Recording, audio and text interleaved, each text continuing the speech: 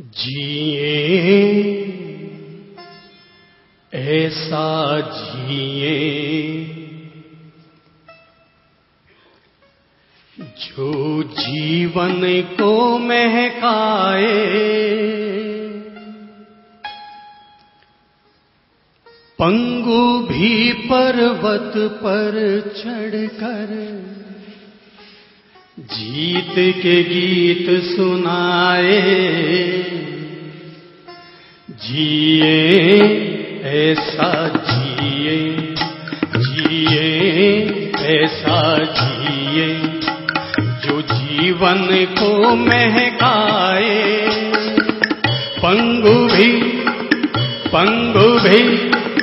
पंगु भी पर्वत पर चढ़कर जीत के गीत सुनाए। जिए ऐसा जिए, जिए ऐसा जिए। जय हो।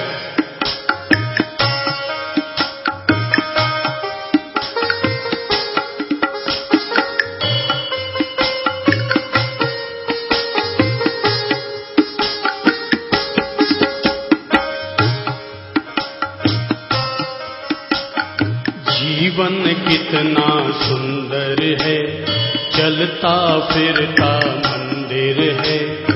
जीवन कितना सुंदर है, चलता फिरता मंदिर है। इसमें बसा हुआ भगवान, जीवन है प्रभु का वरदान। इसमें बसा हुआ भगवान, जीवन है प्रभु का वरदान। जीवन को हम धन्य करें, आनंद उत्सव वर्ण करें। जीवन को हम धन्य करें, आनंद उत्सव वर्ण करें। जीवन को हम इंद्रधनुष सा सुंदर सरस बनाए। जिए ऐसा जिए, जिए ऐसा जिए जो जीवन को महकाए, पंगु भी पर्वत पर चढ़कर, पंगु भी पर्वत पर चढ़कर जीत के गीत सुनाए। जिए ऐसा जिए, जिए ऐसा जिए।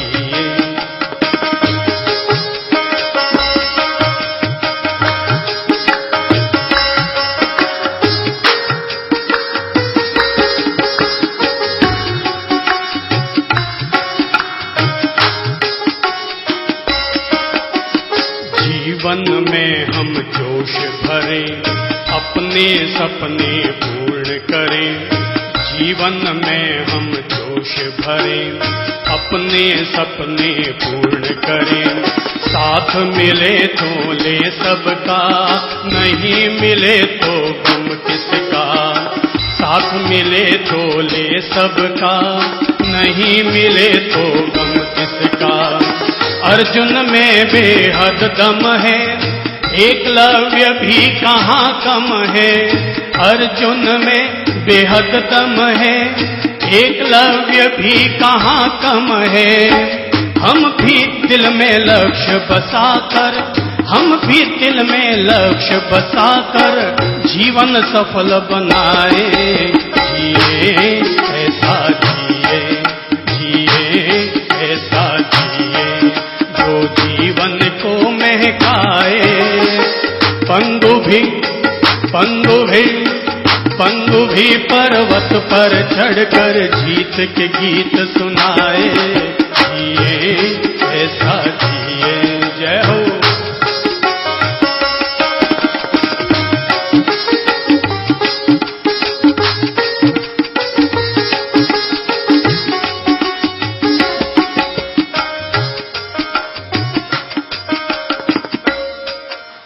संघर्षों से डरे नहीं, बिना मौत के मरे नहीं। संघर्षों से डरे नहीं, बिना मौत के मरे नहीं। खुद को अपाहिज क्यों समझे, खुद को बूढ़ा क्यों समझे, खुद को बूढ़ा क्यों समझे, खुद को अपाहिज क्यों समझे। जिसने भी संघर्ष किया उसको अपना लक्ष्य मिला, जिसने भी संघर्ष किया उसको अपना लक्ष्य मिला। चंद्र स्वयं पुरुषार्थ जगाकर, चंद्र स्वयं पुरुषार्थ जगाकर सोया भाग्य जगाए। जिए ऐसा जिए, जिए ऐसा जिए जो जीवन को महकाए। पंगु भी पर्वत पर चढ़कर जीत के गीत सुनाए। जिए ऐसा जिए, जिए ऐसा जिए, जिए ऐसा जिए, जिए ऐसा जिए।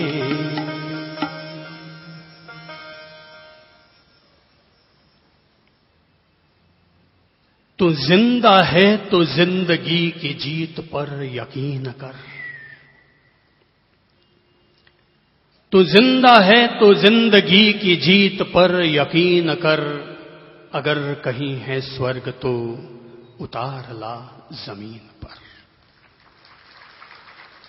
अगर कहीं है स्वर्ग तो उतार ला जमीन पर। दुनिया की पुरानी किताबों में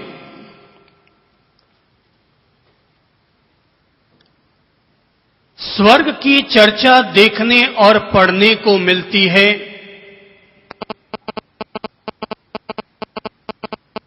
लेकिन इंसान की जीत मरने के बाद किसी स्वर्ग को उपलब्ध करने की नहीं है, बल्कि इंसान की जीत जीते जी अपने जीवन और जगत को स्वर्ग बना लेने में है।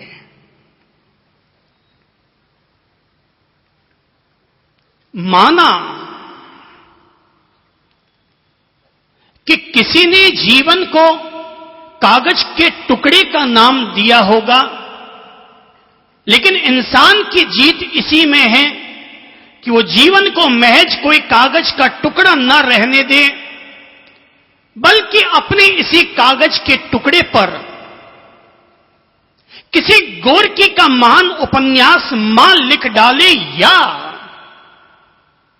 रविंद्रनाथ टैगोर का नोबेल प्राइज से सम्मानित कोई गीतांजलि की रचना कर डाले।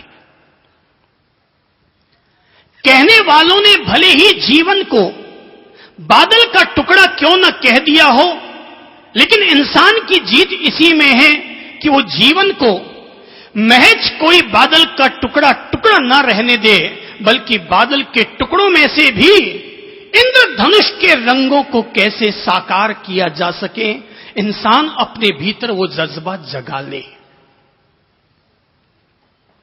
कहने के नाम पर लोगों ने जीवन को बांस का टुकड़ा कहा है, लेकिन इंसान की विजय तभी है जब इंसान अपने जीवन को महज बांस का टुकड़ा न रहने दे, बल्कि इसी बांस के टुकड़े को संगीत को पैदा करने वाली बांसुरी बना डाले। मिट्टी को जन्म देना कुदरत का काम है, मिट्टी को जन्म देना कुदरत का काम है, लेकिन मिट्टी में से मंगल कलश का निर्माण करना यही इंसान की सबसे बड़ी सफलता है। माना कि बीजों को जन्म देना प्रकृति का काम है, लेकिन उन बीजों में से फूल कैसे खिल सकते हैं, इस प्रकार के जो प्रयास किए जाते हैं, यही इंसान का असली पुरुषार्थ है। तारों को जन्म देना निश्चित तौर पर कुदरत की देन है, लेकिन उन तारों की रोशनी में अपने जीवन के रास्तों को पार कर जाना, यही इंसान की सबसे बड़ी कामयाबी है। दुनिया में कोई भी व्यक्ति जन्म से महान नहीं होता। जो भी व्यक्ति महान बना है, तो हर व्यक्ति अपने जीवन के कर्म और जीवन की गुणवत्ता के बल पर ही हर कोई व्यक्ति महान बना होगा। अगर कोई किरण बेदी पुलिस को नया संरक्षण देती है, नई दिशा देती है, और कोई कल्पना चावला अगर चंद्रलोक तक पहुंचने में सफल होती है तो ये कोई जन्म से लिखी हुई इबारत नहीं है, बल्कि इंसान की गुणवत्ता और इंसान का कर्म ही इंसान को महानता की श्रेणी में पहुंचाया करता है।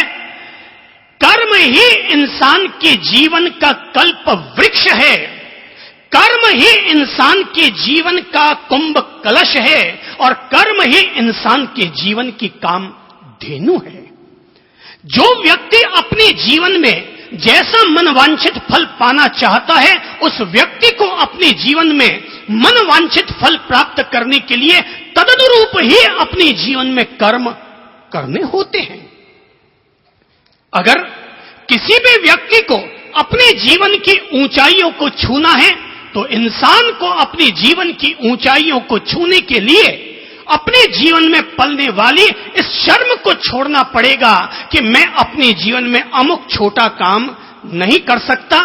काम न कोई बड़ा होता है, काम न कोई छोटा होता है, काम एक काम होता है। वर्क इज वर्शिप, काम ऐसे करो जैसे कि कोई ईश्वर की पूजा कर रहा हो, काम ऐसे करो जैसे कि कोई ईश्वर की पूजा कर रहा हो। वर्क एज वर्शिप, अपनी कार्य प्रणाली को ही ईश्वर की प्रार्थना बना डालो। अगर कोई व्यक्ति ये सोचता रहेगा कि ज्वेलरी का काम करने से ही व्यक्ति आगे बढ़ेगा, तो भाई ये सारी दुनिया तो ज्वेलरी का काम कर नहीं सकती। अगर सारी दुनिया ही हीरे जवाहरात का काम करना शुरू कर देगी, तो जब आप खाना खाने बैठेंगे तो सोचो कि जब खाना खाने बैठोगे तो जवाहरात खाओगे या जौ के दाने खाओगे। ये जरा सोचो कि जवाहरात से तो काम चल नहीं सकता। आदमी सोचता है कि छोटा काम कैसे कर लूं। अरे भाई, जब तक कोई आदमी ऊंचाई तक नहीं पहुंचता तभी तक कोई काम छोटा छोटा रहता है। क्या कोई काम छोटा होता है? अगर मैं कहूं कि झाड़ू निकालना काम कर लो, आप कहेंगे झाड़ू निकालने का काम बड़ा छोटा काम होता है, कौन करेगा? अरे भाई, जिस काम को हम छोटा काम समझते हैं वही छोटा काम जिंदगी भर हमारी बहन करती है, हमारी मां करती है, आपकी धर्म पत्नी करती है। जिंदगी भर वो छोटा काम करती है जिस काम को आप छोटा काम समझते हैं। आदमी जब तक काम शुरू न करे, जब तक काम को अपनी ऊंचाई तक न पहुंचाए, तभी तक काम छोटा कहलाता है। आज अगर आप कोई जूस का धंधा करना शुरू कर देंगे, पापड़ बड़ी बनाना शुरू कर देंगे, मसाला पीसना शुरू कर देंगे, आपको लगेगा कि ये काम छोटा काम है।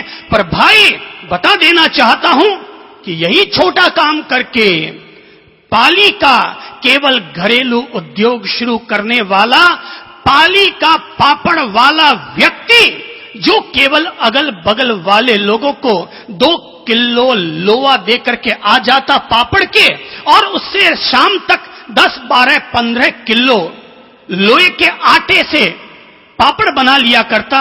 लेकिन वही व्यक्ति कि जिसने की पापड़ के छोटे से धंधे से अपनी शुरुआत की थी, आज वही राजस्थान का सिरमौर बन जाने वाला, जहां के पापड़ बीकानेर के प्रसिद्ध कहलाते थे, उस बीकानेर के पापड़ों को भी जिसने पीछे छोड़ डाला वो है ओसवाल पापड़ वाला, और वो है पाली का ओसवाल पापड़ वाला।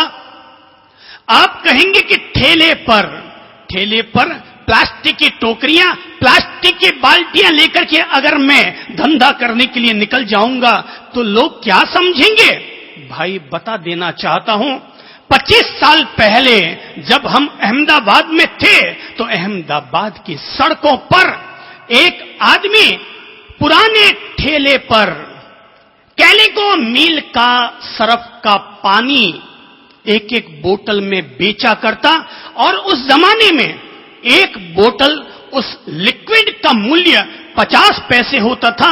बड़ी शीशी का मूल्य 1 रुपया होता था और जो आदमी अहमदाबाद के जवेरे वाड़ी या अन्य सड़कों से गुजरा करता था और केवल 8 आना 1 रुपये में अपने सर्फ की बोतलें बेचा करता था, वही छोटा उद्योग करने वाला व्यक्ति बढ़ते बढ़ते बढ़ते बढ़ते आज वही निरमा सर्फ कंपनी का मालिक बना हुआ है।